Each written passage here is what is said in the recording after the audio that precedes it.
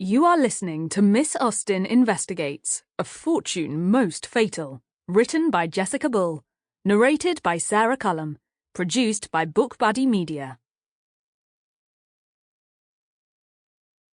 For my mum, dad and sister Kelly, for there are few people whom I really love, and still fewer of whom I think well. Jane Austen, 1813. If sufficient variety of company will not befall a young lady in her own village, she must seek it abroad. The author, therefore, humbly presents the finest society in all of East Kent. At Rowling Manor, Mr. Edward Neddy Austen, later knight, born 1767, third son of the Reverend Mr. George Austen, born 1731, and his wife, Cassandra Austen, née Lee, born 1739, adopted by his distant cousins, the Knights of Godmersham Park. Mrs. Elizabeth Austen, née Bridges, born 1773, Neddy's wife, daughter of Sir Brooke Bridges, 3rd Baronet, born 1733, died 1791. Miss Frances Catherine, Fanny, born 1793, Master Edward, Ted, born 1794, and Master George Thomas, Little Georgie, 1795, Austen, later knight, the progeny of Neddy and Elizabeth. Conker, born 1793, their dog. Miss Jane Austen, born 1775, Neddy's sister, a young lady of little experience and no consequence. At Godmersham Park and nearby Crundale Parsonage, Mrs. Catherine Knight, née Knatchbull, born 1753, Neddy's adoptive mother, widow of Thomas Knight II, born 1735, died 1794. Princess Eleanor, born circa 1775 to 80, Mrs. Knight's enigmatic houseguest. The Reverend Mr. Samuel Blackall, born 1762, Mrs. Knight's clergyman, Kent's foremost exorcist. At Gunston House, Sir Brooke William Bridges, 4th Baronet, born 1761, Elizabeth's eldest married brother, owner of the Gunston estate. Miss Henrietta Bridges, born 1768, Elizabeth's elder unmarried sister, owner of a maudlin collection of sheet music.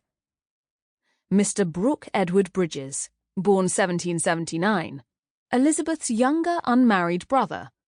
What a shame so many brothers lie, or rather stand, between him and the magnificent Gunston House. Chapter 1. Kent, England, 8th of June, 1797. In the dimly lit dining room of the Bull and George Inn, Dartford, Jane wrings her hands and paces. It takes 13 steps to travel the narrow space between trestle tables, pushed up against bow-fronted windows to the inglenook fireplace at the rear of the smoke-filled room. The distance is not enough to dispel the nervous energy from her limbs, forcing her to turn and begin again.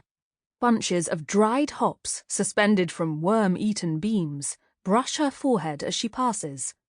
The crisp flowers snap against her bonnet, dispensing flecks of broken petals onto the shoulders of her tawny pelisse. I can hardly believe this has happened. She presses her forehead to the smeared glass. Outside, the moonlit highway is deserted. Her stomach clenches at the thought of her father and brother forced out into this wilderness.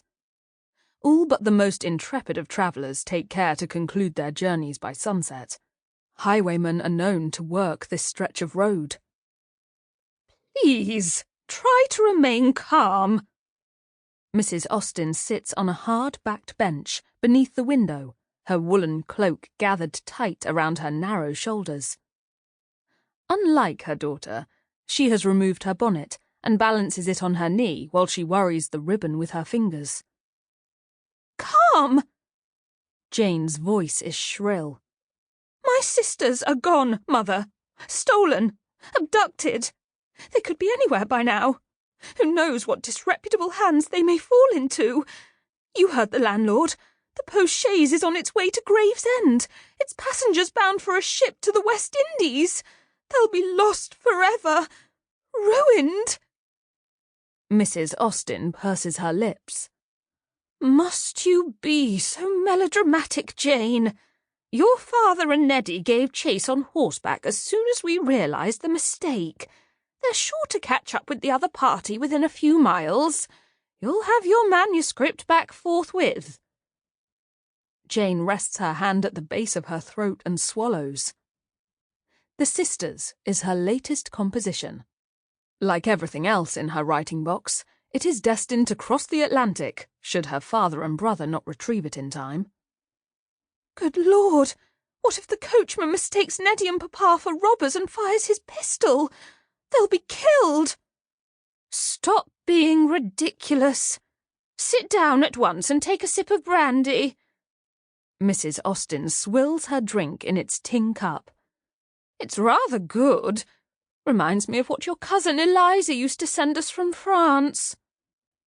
Dark days are coming, cries a ragged old man from across the room, causing Jane and her mother to startle violently.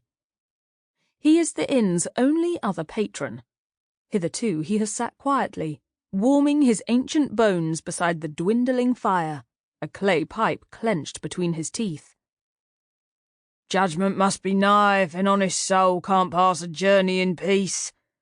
I thought to come by road, as the sea is turning against all who would sail on her. A cutter went down off the coast of Harty not 5 nights since. Jane squeezes her eyes shut, trying to block out the old man's ramblings. The foul stench of tobacco clogs her throat, threatening to choke her. I should have known to take better care of my writing box. What was I thinking? Letting it be strapped onto the roof of the coach when it could have been inside with me. Then it would never have been confused with the other passengers' luggage. The crew was up to no good, I expect. The old man scratches his steel-grey beard and continues his nonsensical monologue.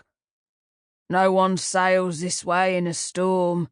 Not unless they're trying to escape paying their dues. God alone knows what the skipper saw in those waves to make him attempt such a sharp turn without so much as readying the sails. Unless it was his own fate crashing towards him. Mrs. Austen swivels her spare frame towards her daughter.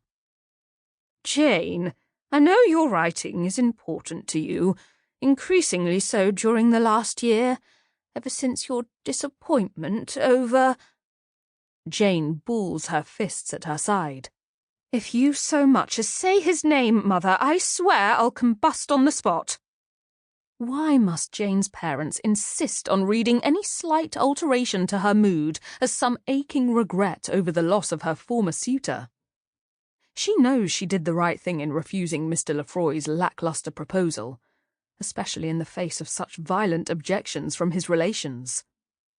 To marry without the blessing of his great-uncle and patron would have been to the detriment of both their futures, no matter how fond of each other they were.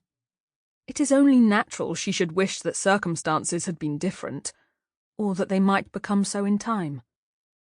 Ever since Tom's departure, she has tried her utmost to perform her duties to God and her family, and to seek solace in her compositions. It is not her fault her heartbeat occasionally trips over itself when she passes a fair-haired stranger in the street, at the unlikely possibility it might be him. As I was saying, I know your work is important to you, but I shall not pay for a separate stagecoach ticket for your writing box. It should have been perfectly safe on the roof with your trunk and the rest of our luggage. Mrs. Austen folds her arms against her flat chest. But it wasn't, was it? Because while we were busy reacquainting ourselves with Neddy, all my belongings were redirected to the West Indies. You don't understand. Everything I hold dear is locked away in that box. It's not just the Sisters. My only copies of Catherine and First Impressions are in there too. The old man grips the handle of his hazel walking stick with his gnarled hand and beats the tip against the stone hearth. tossed and turned like it was...